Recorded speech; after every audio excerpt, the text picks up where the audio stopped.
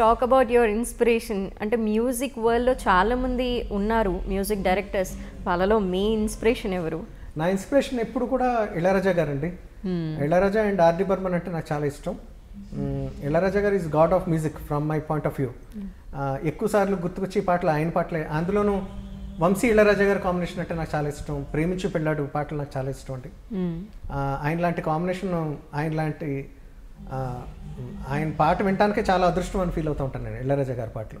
చాలా మంది music directors ఉన్నారండి నాకు ఇష్టమైన వాళ్ళు, బట్ ఎక్కువ శాతం 90% అంటే కనుక ఇళయరాజా.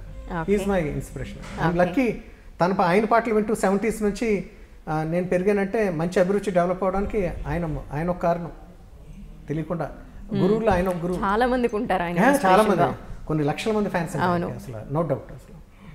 అండ్ ఎవ్రీ మ్యూజిక్ డైరెక్టర్కి ఉంటుంది ఒక పెద్ద సినిమాలో వర్క్ చేయాలి, ఈ హీరోకి వర్క్ చేయాలి పర్టికులర్గా, అలా ఉంటాయి కొన్ని కోరికలు. మీకు ఎవరన్నా ఉన్నారా అంటే ఈ డైరెక్టర్తో వర్క్ చేయాలి ఆర్ ఎల్స్ ఈ హీరోకి నేను మ్యూజిక్ అందించాలి అని? లేదండి, అంటే జనరల్గా కోరుకోవడం వేరండి. కోరుకుంటే భయం వేస్తూ ఉంటుందండి తెలియకుండా. అంటే ఇప్పుడు రామ్ చరణ్ సినిమా నాకు రావాలని నేను కోరుకున్నాను అనుకోండి, లేకపోతే ఎన్టీఆర్ మూవీ నేను చేయాలని నేను కోరుకున్నాను. తీరా వచ్చేస్తే గబుక్కుని భయం వేస్తుంది, నేను డీల్ చేయగలుగుతాను లేదని ఒక భయం. అదే అనుకోకుండా వాళ్ళంతటి వాళ్ళు మనకు తెలియకుండా ఒక ఆఫర్ వచ్చింది అనుకోండి, ఒక పెద్ద సినిమా, ఎనీ పెద్ద ఆఫర్ వచ్చినప్పుడు తెలియకుండా దాంట్లోకి మనం ఇన్వాల్వ్ అయిపోతా ఉంటాం. అంతే తప్ప కోరుకుంటూ మొదలు పెడితే తీరా వచ్చిన తర్వాత నేను అది కరెక్ట్గా డీల్ చేయగలుగుతాను లేదా ఫ్యాన్స్ ఎక్స్పెక్టేషన్ ప్రకారం నా సాంగ్స్ ఉంటాయి లేదా అన్న ఒక చిన్న భయం ఏర్పడుతూ ఉంటుంది. అందుకు నేను కోరుకోనండి. ఏదైనా మంచి సినిమా రావాలి, నేను దాంట్లో తీరా అంత సినిమా అయిపోయిన తర్వాత కళ్యాణ్ మాలికని అనవసరంగా పెట్టుకున్నా అన్న పేరు రాకూడదండి, ఎప్పుడు కూడా రాకూడదు. ఎప్పుడు వాళ్ళు అలా ఫీల్ అవ్వకూడదు. నా మ్యూజిక్ ఎంతో కొంత ఆ సినిమాకి హెల్ప్ అవ్వాలని కోరుకుంటానండి. వెదర్ నా దృష్టిలో చిన్న సినిమా పెద్ద సినిమా అంటూ ఏముంటుందండి. నా సినిమాకి నా పాటలు జనం మెచ్చుకోవాలి, నా డైరెక్టర్ సాటిస్ఫై అవ్వాలి. సో ఇవే ఎక్కువ నా ప్రయారిటీస్ అండి. పెద్ద చిన్న అనేది ఏం లేదండి. బాక్స్ ఆఫీస్ దగ్గర ఏది బద్దలు కొట్టేస్తే అదే పెద్ద సినిమా అండి. సో అన్ని సినిమాలు చేయాలని ఉంటుందండి, బట్ ప్రతిదానికి టైం ఉంటుంది కదండి. అపార్ట్ ఫ్రమ్ చెక్, ఈ మధ్య రిలీజ్ అయిన మూవీస్లో ఏ ఆల్బమ్ బాగా నచ్చింది మీకు? అంటే ఉప్పెన నాకు చాలా బాగా నచ్చిందండి.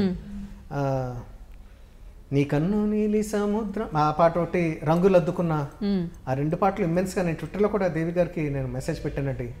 ఈ భయంకరంగా హాంట్ చేసేసి నా రెండు పాటలు. అంటే దేవి గారే చాలా చాలా చాలా రోజుల తర్వాత చాలా కొత్తగా చేసిన ఆల్బమ్ ఇది. చాలా కొత్తగా, చాలా అంటే నేను ఎక్స్పెక్ట్ చేయలేదు అంత అప్పుడే వచ్చాడా దేవిశ్రీ ప్రసాద్ అనే అబ్బాయి కొత్తగా వచ్చాడా అన్నంత టూ మచ్ ఫ్రెష్నెస్. అంటే సినిమాకి చాలా బాగా హెల్ప్ అయిందండి ఆయన మ్యూజిక్. బ్యాక్గ్రౌండ్ స్కోర్కి పాటలకి దేవి గారికి చాలా మంచి పేరు వచ్చింది ఆ సినిమాకి. అంత శ్రమ పడినందుకు అంత పెద్ద హిట్ అవడం అన్నది రియల్లీ చాలా చాలా గొప్ప విషయం అండి అది. అండ్ మీరు మెలోడీస్ అంటే ఇంత బాగా చేస్తూ ఉంటారు, అండ్ పర్టికులర్గా మీరు చెప్పినట్టు చాలా tough, it's very rare. And ఇప్పుడు వస్తున్న పాటల్లో చూస్తే మెలోడీస్ అంటే మీరు మాకు ఖచ్చితంగా గుర్తొస్తూ ఉంటారు. అండ్ ఆ మెలోడీ సాంగ్స్ అండ్ కంపోజ్ చేసుకోవడం అనేది it's a kind of tough నిజంగా. మరి మీరు ఎటువంటి ప్రిపరేషన్ చేస్తూ ఉంటారు? అంటే ఆ పీస్ ఆఫ్ మైండ్ కోసం you go alone or you be at a place, అలా ఏమైనా స్పెషల్గా ఉంటుందా? లేదంటే లేదండి, క్రియేషన్ పార్ట్, క్రియేటివిటీ ఎప్పుడు ఎక్కడి నుంచి పాట పడుతుంది అన్నది మనం చెప్పలేమండి, ఇంపాసిబుల్ అసలు. ఊటీ వెళ్తే మంచి పాట వస్తాయి, లేకపోతే స్లమ్ ఏరియాలోకి వెళ్తే మంచి పాట రాదు, అలా ఏం లేదండి. అది గబుక్కుని మీకు స్ట్రైక్ అవ్వాలి. నాకు అలా మెలోడీస్ అన్ని కూడా ఎలా వచ్చినాయి అంటే నార్మల్గానే వచ్చేసినాయి, దానికి స్పెషల్ కేర్ తీసుకోవడం. పీపుల్ సేడ్ అండ్ సేస్ ఒక సర్టన్ ప్లేస్లో పీస్ఫుల్గా కూర్చుంటే మాకు ఆ పాటలో థాట్స్ వస్తూ ఉంటాయి. అది వాళ్ళకి అలాగా వాళ్ళ పెరిగిన విధానాన్ని బట్టి వాళ్ళ మూడ్ని బట్టి ఉంటుందండి.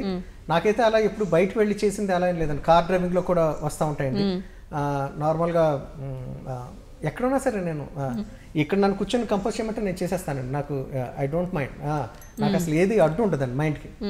మోటివేట్ చేయాలి అంతే ఆ సిచ్యువేషన్ అంటే, బట్ నన్ను అంతే మోటివేట్ చేస్తే సరిపోతుందండి. ఓకే, ఈ పాట కంపోజ్ చేసేటప్పుడు ఎలా అయింది అంటే? ఇది నన్ను చాలా ఎక్కువ పట్టిందండి. చందు నన్ను చాలా నా బుర్ర తినేసాడు బాగా.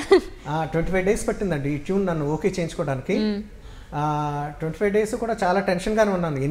ఆల్మోస్ట్ 75 ట్యూన్లు చేశాను నేను. 75 ట్యూన్స్ తను రిజెక్ట్ చేశాడు. బట్ తనలో ఉన్న గొప్ప లక్షణం ఏంటంటే విసుగు ఉండదు. ఇంకా రాలేదేంటి, ఇంకా చేయలేదేంటి, ఇంకా నేను అనుకున్న పాట రాలేదేంటి అన్న విసుగు చందులో ఎప్పుడు చూడమండి మనం. ట్రెమెండస్ పేషెన్స్ చూపెడతాడు, నమ్మకం చూపెడతాడు, నమ్మేడు అంటే అంత ప్రేమిస్తాడు. సో అది వస్తుంది, ఇవాళ కాకపోతే రేపు వస్తుంది. సో ఈ రోజు మంచి పాట వచ్చింది అంటే తన కారణం వల్లే చేయగలిగాను. అండ్ ద ట్రస్ట్ విషయం మాట్లాడాలంటే producers has to be trusted కదా, మనల మీద నమ్మకం పెట్టి. వాళ్ళ గురించి ఏం చెప్తారు? మెయిన్ థింగ్ వాళ్ళండి. మూవీకి వాళ్ళే పిల్లర్స్. లాస్ట్ ఎక్కువ బలైపోయింది, ప్రొడ్యూసర్స్ బలైపోతారు నా అభిప్రాయం అండి. అందరూ సేఫ్ అయిపోతారు, మా రెమ్యునరేషన్స్ మాకు వచ్చేస్తాయి. సినిమా కరెక్ట్గా అమ్ముడవకపోతే, లేకపోతే కరెక్ట్గా బయర్స్ డిస్ట్రిబ్యూషన్ కరెక్ట్గా జరగకపోతే ప్రొడ్యూసర్ ఇరుక్కుపోతాడు కదా అని నాకు వాళ్ళ వైపు నుంచి నాకు ఎప్పుడు ఒక ఆందోళన ఉంటుందండి ఎప్పుడు కూడా. సో నా ప్రొడ్యూసర్ సేఫ్ అయ్యంటే కనుక I will be the most happiest person అండి. సో ఆ రకంగా నాకు ఆన్ టైం నాకు చాలా బాగా సపోర్ట్ చేశారు భవ్య క్రియేషన్స్, ఆనంద్ ప్రసాద్ గారు కానీ, అన్నే రవి గారు. ఈజ్ అవర్ ఎగ్జిక్యూటివ్ ప్రొడ్యూసర్ అండి. ఆయన ఫోన్ చేసినప్పుడల్లా అలర్ట్ అవుతూ ఉంటాం, భయం వేస్తుంది, అమ్మో ఏమంటారు ఇప్పుడు, అన్ని కరెక్ట్గా ఉన్నాయి లేదా అని భయం వేస్తూ ఉంటాం ఆయన ఫోన్ కాల్తో.